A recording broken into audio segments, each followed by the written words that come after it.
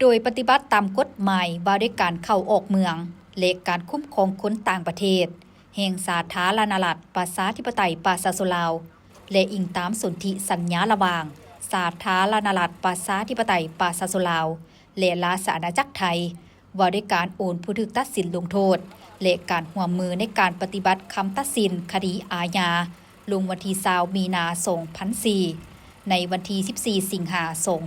2026ที่ด้านสากลความมิตรภาพลาวไทยแห่งที่1ณนครหลวงเวียงจันทน์หนองคายคณะเฉพาะกิจกระทรวงป้องกันความสงบได้นำตัวผู้ถูกหาสัญชาติไทยจำนวน23คนหญิง14คนก่ออาชญากรรมทางอินเทอร์เน็ตและการพนันออนไลน์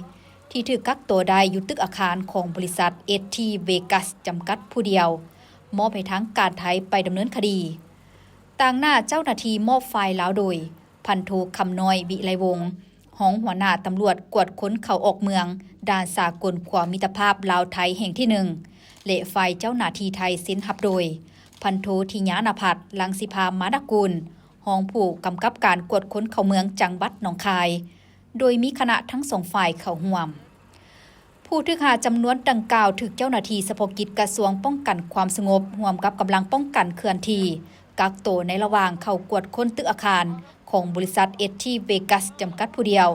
ตั้งอยู่บ้านดงโพสีเมืองหาดไซฟงนครหลวงเวียงจันทน์ในวันที่18กรกฎาคม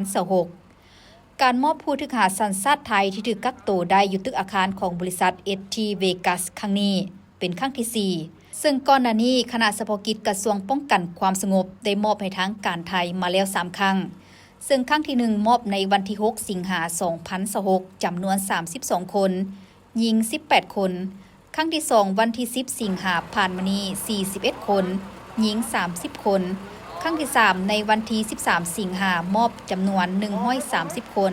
หญิง72คน